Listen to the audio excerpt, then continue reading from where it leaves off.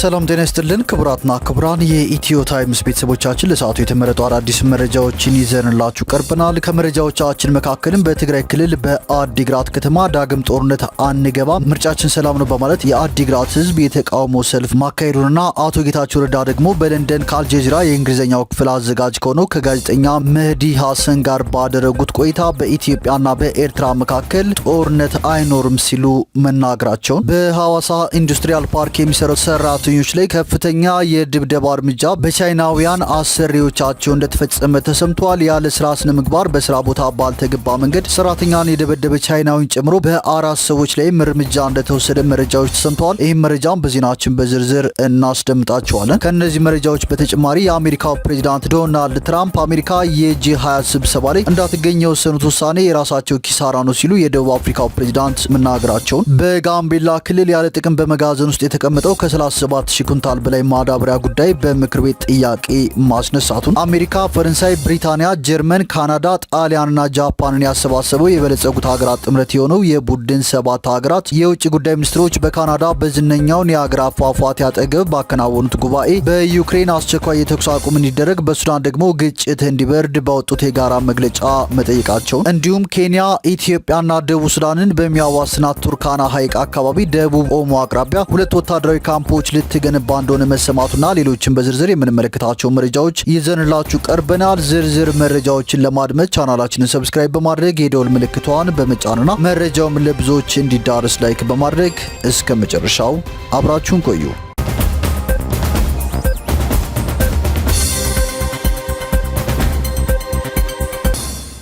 ወደ መጀመሪያው መረጃችን ስናልፍ በተማሪ ሊዛ ደሳለኝ ግድያ የተጠረጠረው ግለሰብ በቁጥጥር ስር መዋሉ ታውቋል። የደሴ ከተማ ፖሊስ መምሪያ ከአንድ ወር በላይ በፈጀ ምርመራና ክትትል በተማሪ ሊዛ ደሳለኝ ግድያ የተጠረጠረውን ግለሰብ በቁጥጥር ስር አውሎታል የሚል መረጃ ተሰምቷል። የግድያው ተጠርጣሪ ደሳለ ሲሳይ የሚባል ሲሆን እዛው ደሴ ከተማ የታክሲ ረዳት ሆኖ ሲሰራ ማክሰኞ ህዳር 2 ቀን 2018 ዓ.ም በፖሊስ ቁጥጥር ስር መዋሉን የደረሰኝ መረጃ ያመለክታል ሲል ዋሱ መሐመድ መልእክቱን በማህበራዊ ትስስር ገጹ አጋርቷል። ተማሪ ሊዛ ከራያ አካባቢ ወደ ደሴ ከተማ በመሄድ የኮሌጅ ትምህርቷን ስትከታተል ነበር። መስከረም 28 ቀን 2018 ዓ.ም ስልክ ለማሰራት በወጣችበት ግድያ እንደተፈጸመባት ከዚህ በፊት መዘገቡም ይታወሳል። በጉዳዩ ላይ ፖሊስ መምሪያው ዛሬ ህዳር 4 ቀን 2018 ዓ.ም ዝርዝር መግለጫ እንደሚሰጥም ይጠበቃል። የደሴ ከተማ ፖሊስ ወንጀል መከላከልና ወንጀል ፈጻሚን ለህግ ማቅረብ ስራችሁ ቢሆንም ይህንን ተጠርጣሪ በቁጥጥር ስር ለማድረግ የሄዳችሁበት ርቀት የሚደነቅና የሚያስመሰግን ነው የሚል አስተያየትም በብዙዎች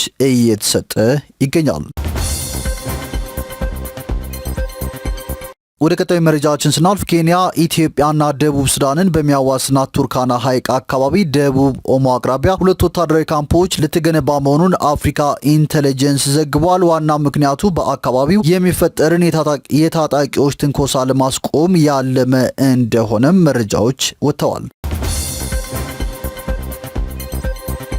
ወደ ቀጣዩ መረጃችን ስናልፍ በአዲግራት ከተማ ዳግም ጦርነት አንገባም ምርጫችን ሰላም ነው ሲሉ የአዲግራት ነዋሪዎች የተቃውሞ ሰልፍ አካሂደዋል። የመኖሪያ መሬት እንጂ የምንቀበርበት መሬት አንፈልግም ሲሉም በተደጋጋሚ የተቃውሞ ድምጻቸውን አሰምተዋል። የህወሓት አርሚ 15 ዛሬ በአዲግራት ከተማ መንገድ ዘግቶ ተቃውሞን እንዳካሄደም ተሰምቷል። በሌላ መረጃ ደግሞ የጠቅላይ ሚኒስትሩ የአፍሪካ ቀንድ ጉዳዮች አማካሪ አቶ ጌታቸው ረዳ በለንደን ከአልጀዚራ የእንግሊዝኛው ክፍል አዘጋጅ ከሆኑ ከጋዜጠኛ መህዲ ሐሰን ጋር ቆይታ ያደረጉ ሲሆን በኢትዮጵያና በኤርትራ መካከል ጦርነት አይኖርም፣ ምክንያቱም ሁለቱም ወገኖች ጦርነት ምን እንደሆነ ጠንቅቀው ያውቃሉ ሲሉ ተደምጠዋል።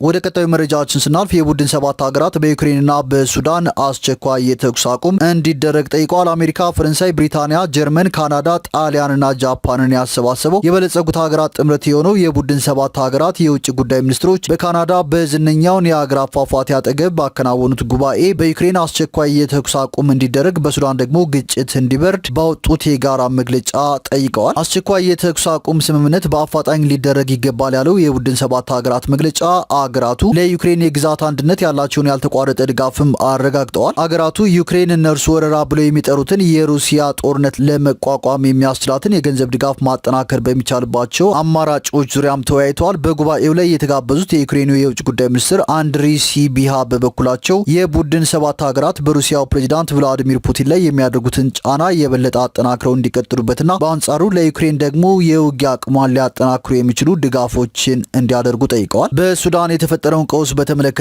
የቡድን ሰባት ሀገራት የጋራ መግለጫ በዓለም ላይ ትልቁን ሰብአዊ ቀውስ እየፈጠረ መሆኑን የሚገለጸውንና የሱዳን ብሔራዊ ጦርና ራሱን የሱዳን ፈጥኖ ደራሽ ኃይል እያለ በሚጠራው ኢመደበኛ ጦር መካከል እየተደረገ ያለውን ጦርነት በጽኑ አውግዟል። ጉባኤውን አጠናቀው ወደ ሀገራቸው በተመለሱበት ወቅት የአሜሪካው የውጭ ጉዳይ ሚኒስትር ማርክ ሩቢዮ በሱዳን ደም አፋሳሹ ጦርነት ዳግም እንዲባባስ እያደረገ ነው በማለት ፈጥኖ ደራሽ ኃይሉን ወንጅለዋል። ፈጥኖ ደራሽ ኃይሉ ከውጭ የሚያገኘው የጦር መሳሪያ አቅርቦት እንዲቋረጥ ዓለም አቀፉ ማህበረሰብ ጫና እንዲያደርግም አሳስበዋል። የሱዳን ፈጥኖ ደራሽ ኃይል እስካሁን በተደረገው የእርስ በርስ ጦርነት ጠንካራ ይዞታ የተገባለትን የዳርፉር ግዛት ዋና መቀመጫ የሆነችውን የአልፋሽር ከተማን ከተቆጣጠረ ከሁለት ሳምንት በኋላ የተካሄደው የቡድን ሰባት ሀገራት የውጭ ጉዳይ ሚኒስትሮች ጉባኤ ሁለቱም ተፋላሚ ወገኖች ግጭት እንዲያበርዱና ዘላቂ የተኩስ አቁም ስምምነት በአስቸኳይ እንዲፈጽሙ ብሎም ያልተገደበ የሰብአዊ እርዳታ መስመር እንዲከፍቱ በአጽንኦት ጠይቋል። ፈጥኖ ደራሽ ኃይሉ አልፋሽርን ከተቆጣጠረ ወዲህ በአካባቢው የጅምላ ግድያ መፈጸሙንና የዘር ማጥፋት ወንጀሎች ተፈጽሞ ሊሆን እንደሚችል የሚያመላክቱ መረጃዎች እየወጡ መሆናቸውን፣ ጦርነቱ በዓለም ላይ ትልቁን የሰብአዊ ቀውስ መፍጠሩን የተባበሩት መንግስታት ድርጅት ማስታወቁን አሜሪካን ጨምሮ ዓለም አቀፉ ማህበረሰብ ለጉዳዩ ትኩረት እንዲሰጥም በተደጋጋሚ ጥሪ እየቀረበ ይገኛል። ወደ ቀጣዩ መረጃችን ስናልፍ ያለ ስራ ስነ ምግባር በስራ ቦታ ባልተገባ መንገድ ሰራተኞችን የደበደበ ቻይናዊን ጨምሮ በአራት ሰዎች ላይ እርምጃ መወሰዱን የሐዋሳ ኢንዱስትሪያል ፓርክ አስታውቋል። የተደበደበው ግለሰብም ሕክምና ተደርጎለት በመልካም ጤንነት ላይ እንደሚገኝ ተገልጿል። በሐዋሳ ኢንዱስትሪያል ፓርክ የሚሰሩ ሰራተኞች ባደረሱት ቅሬታ በፓርኩ ውስጥ በተለያዩ ጊዜያት በውጭ ሀገራት ዜጎች አካላዊና ስነ ልቦናዊ ጥቃት እንደሚደርስባቸው ገልጸዋል። ባሳለፍነው እሁድም በፓርኩ ውስጥ በሚገኝ ቶዮ ሶላር በተባለ ኩባንያ አንድ ቻይናዊ አንድን ኢትዮጵያዊ ሲደበድበውና ልጁን መሬት ላይ ወድቆ የሚያሳይ ቪዲዮን በማህበራዊ ገጾች መነጋገሪያ ሆኖ ቆይቷል። በሐዋሳ ኢንዱስትሪ ፓርክ ውስጥ የሚሰሩ ሰራተኞች ታዲያ መብታችን ተረግጦ ነው እየሰራን ያለ ነው፣ የዚህ ልጅ ድብደባ በቪዲዮ ወጣ እንጂ ሌሎችም ብዙ መሰል ነገር ያጋጥማቸዋል፣ ለሰው ኃይል ክፍል ሲከሱ ብር ይቀጧቸውና ወደ ስራ ነው የሚመልሷቸው ብለዋል። አቤት የምንልበት አጥተናል። ሰው እንዴት በአገሩ እንዲደረጋል? የምንሰራው 12 ሰዓት ነው። በዛ ላይ ክፍያው ልፋታችንን የሚመጥን አይደለም። ለመኖር ነው የምንሰራው። እንደዛም ሆኖ ግን ክብር በሌለበት ነው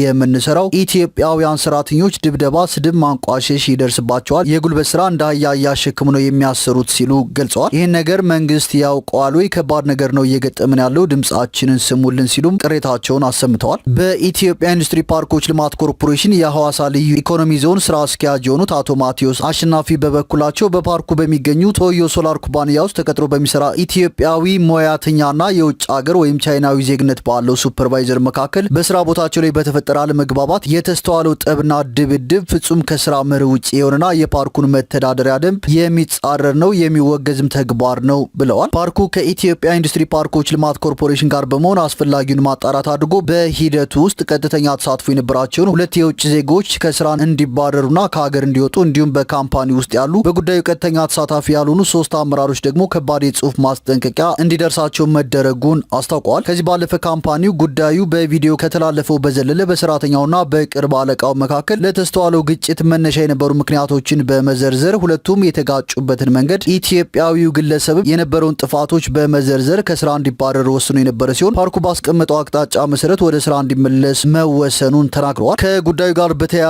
በማህበራዊ ሚዲያዎች የሚዘዋወሩ መረጃዎች መበራከታቸውን በመግለጽ ልጁ ሞተዋል፣ አጥንቱ ተሰብረዋል የሚሉና መሰል መረጃዎች የተሳሳቱ መሆናቸውን ገልጸዋል። ልጁ ሕክምና ተደርጎለት በመልካም ጤንነት ላይ እንደሚገኝም ተናግረዋል።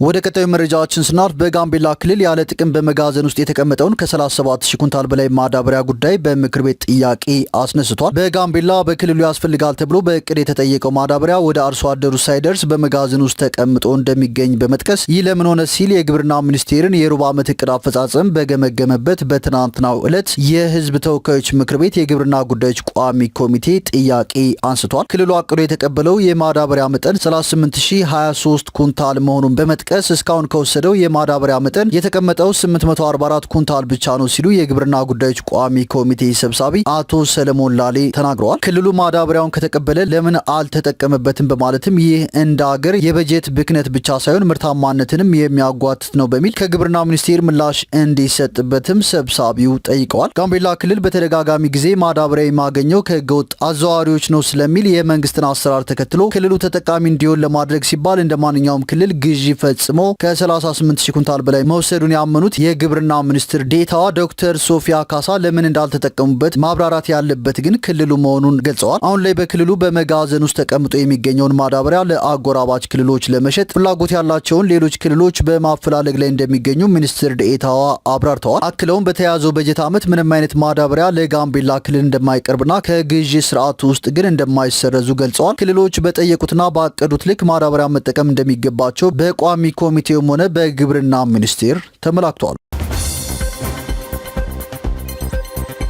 ወደ ቀጣዩ መረጃችን ስናልፍ የአሜሪካው ፕሬዝዳንት ዶናልድ ትራምፕ አሜሪካ የጂ20 ስብሰባ ላይ እንዳትገኝ የወሰኑት ውሳኔ የራሳቸው ኪሳራ ነው ሲሉ የደቡብ አፍሪካው ፕሬዝዳንት ተናግረዋል። የአሜሪካው ፕሬዝዳንት ዶናልድ ትራምፕ ሀገራቸው በመጪው ሳምንት መጨረሻ አካባቢ በደቡብ አፍሪካ በሚካሄደው የጂ20 ስብሰባ ላይ እንዳትገኝ ያስተላለፉትን ውሳኔ የራሳቸው ኪሳራ ነው ሲሉ ነው የደቡብ አፍሪካው ፕሬዝዳንት ሲሪል ራማፎሳ የተናገሩት። ፕሬዝዳንት ራማፎሳ አሜሪካ የቦይኮት ፖለቲካ በእርግጥም እንደሚሰራ ዳግም ማሰብ ይኖርባታል፣ ምክንያቱም በእኔ ሀሳብ አይሰራ ምና ብለዋል። ትራምፕ ባሳለፍነው ሳምንት በማህበራዊ ትስስር ገጻቸው ላይ የዓለማችን እጅግ ባለጸጋ ኢኮኖሚ ባለቤት ሀገራት መሪዎች በጆሃንስበርግ በሚያካሂዱት ስብሰባ ላይ የአሜሪካ መንግስት እንደማይገኝ አሳውቀዋል። ትራምፕ ይህንን ያስታወቁት በደቡብ አፍሪካ ውስጥ የነጮች አናሳ ቡድን አባላት በዘራቸው ምክንያት በኃይል እየተሳደዱና መሬታቸው እየተነጠቀ ነው በሚል ነው። አሜሪካ በጂ20 ላይ ላለመገኘት መወሰኗ ያሳዝናል ያሉት ፕሬዚዳንት ራማፎሳ አክለው ዩናይትድ ስቴትስ በስብሰባው ባለመገኘቷ ምክንያት ስብሰባው ይቋረጣል ብለን ማሰብ የለብንም ሲሉ